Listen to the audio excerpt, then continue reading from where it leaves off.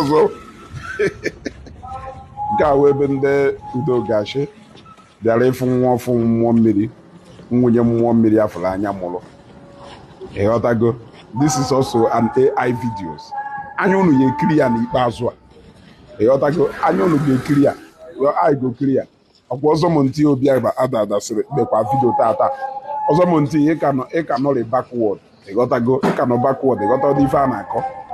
Ime vidio si nọ AI vidio mmụọ mmiri na mmụọ mmiri nọbe. Yes, na-eye ka ọ nọbe. Na-eye ndị Udogachi bịa visit ka ha fụ nwa ọfụ ọmụrụ. Ha na-agafe na-ejeso nwa wee bịa fue ka ha fụ nwa ọfụ ọmụrụ. Unu ya elenụ and unu ya elenụ in a hard way. Unu ya elenụ in a hard way. Yes, ọ bụrụ na o jechaa nke a batakwazi echi na nwanne echi. Ọ ya agbazi kamera gwa unu na nwekwa onye arrestịrị ya na ndị Udogachi na-ejeso nwa wee batabe iwe mee Ezeugo ka Ezeugo dịka onye okwu asị. Ọtakwuru ife ị na-ekwu. Ezeugo onye eziokwu. Ezeugo onye eziokwu ka ị na-achọ ka ime ka Ezeugo wụrụ onye okwu asị. Abịa arrestịrị na Tuesday night. Chineke merughị ebere tụrụ ngwu na ngwu. Ịmụkwụ na ịdọ ọchị ịmapụ ka isi na ama na ka isi wee na-ezighi ezi.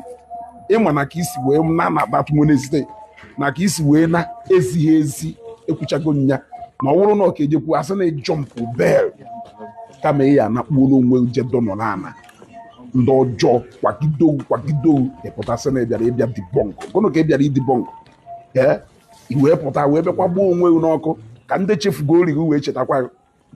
Ịghọtago na ọnwụ na ịma mechie ọnụ ikekwa aka chekwa na ịka nọ n'ime ịnọ ịlụ onwe mechiere onwe gị ọnụ nọrọ ndakọva ịpụta ka ị bịa gosi na ịdọ ntọchabụl na ịnọbeghị ebe ịma na ịlahụrụ na Lion Building ị na-achọ ka ime na ịnọbeghị. Ọnya ka o ji dụ mma na ụfọdụ n'ime ụnụ sọpozuru je n'aha ụnụ na-enegodo na WAEC ya mee ka igodo show niile na WAEC jide school certificate gị n'aka. It is very important hapụzie na ịga university because ọ ya eme gị edo enlighten the bit. Sometimes silence is golden.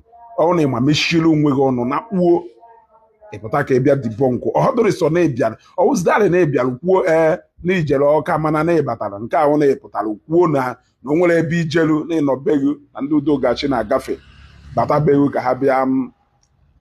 ha bịa nenelu nwa ọfụ ka a bịara inenelu gị ebe a. This is also AI videos na afụ bụ ife ọchọ ọnya jezie ọ batazie echi niile ọ nwanne echi ọchọ resef ya bata tata ọ matahụ. The most important thing nwụ na afụgo na Ezeugo line out. It is not a coincidence that na nkwu na arrestịrị ya ọ pụta n'ụtụtụ kwuo na arrestị ya arrest kwa again n'efi. Ịghọtago kedu ife o jeziri ime n'Ọka? Ka ife o jere ime n'Ọka if not that is going back again. Kedu ife o jeziri ime n'Ọka?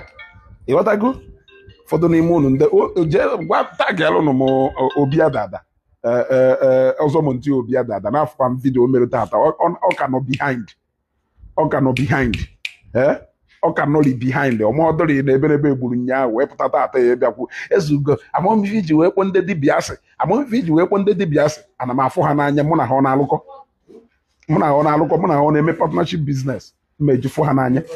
Mọrụva agwago m ụnụ gbago na enwere dibịa na ụmụnna m mụ na ya na-ejekọ mitin ụmụnna mana o soho ndị alụ ọjọba ha na-alụ. Ịghọtago nwere ndị dibịa ka na-eme dibịa n'usoro ọdịnala be anyị. Ịghọtago ndị dibịa ahụ ndị na-achọ oke ego ntụa ndị asị achọ oke ego ịbata na nke ụmụ dibịa ahụ ị ka ya eji 1500 gba afa ego n'ọnwụ na ị chọrọ ịdụrọ pụọ ha agbara gị afa. Ọhọ ndị anyị ebiri ya ego na-eji agba afa 50,000 100,000 ka e wee gbara gị afa. Fenina awụ wayo, fenina awụ 419, fenina ahụ ka e were na-etikọ ya ụmụ okorobịa be anyị na high jump. Those men erunugo our youth. Ịchọ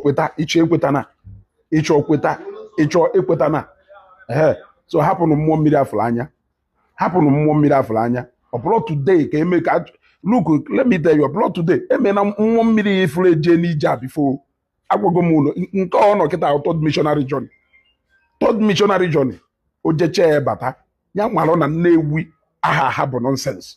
I will be honest with you, this is not who we are as ndị Nnewi anyị amaghị asị ndị na-agba mbọ mara anyị asị ndị nya anyị nwetara nya wealth ọgaranya tọrọ ute na Nnewi taa nwere ngalaba ego asị wee bịa. O nwere ngalaba ego a nwee chanel ego asị wee bịa. O nwere ife ji wee mara Nnewi. So yes, no kabia, no bono, no what dibia, no eba ka akporo woku, no bono zaboku ha akporo. Don't come and mess up newe. O carry here to a. So ndị chọkwara ịgọ m iyi feel only free gọvanọ m iyi ndị sịrị na-enwe aṅụrị na ọwụrụ na for the sake of thousands of youth you are saved. Yes, I'm very happy. I'm very happy for thousands and hundreds of souls you are saved. I'm not mmiri. Yes, I'm very happy that through this process, a lot of youth you are saved. Liberated, I liberated a lot of people. They gotta go. Now my happiness. Because of Nyawa. Downfall ya gono ka ego so downfall ya ọha arrest ka emeri egbu anabuwe na egbuwe so carry etu a this is AI video mgbe ndị Udogachi bịara ịbịa fọrọ ya nwọfọ ndị ala even mgbe reality na-stay ọnụ na face ọnụ ka na-ata mụrụ ịghọtago imechi ịkpata ịtara ya apịa m mmụọ mmiri nọ na Lion Building.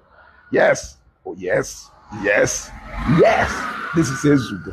Isho go iyi nya go iyi niile ma na ya go na comment section a egowe egochasi bịa tie m ife ebe aka nọ wee karị gị ịghọtago ebe aka nọ wee karị gị Ezeugo I've been vindicated. Unaka nwere okwu Ezeugo here. I am here to plead to our able governor Professor Chukwumacha Soludo and the entire Anambra all the Anambrans that I'm very sorry because I didn't know how the law works. But now that I've realized and I've known, I promise that I will never practice or make such a mistake again in going to the river to do any sacrifice. That's my promise. I pleaded that if there is a means of forgiveness, I pleaded to our able governor Professor Chukwumacha and the whole Anambra State government, they should please pardon me for these mistakes. I cannot do it again. That's my promise. How about all those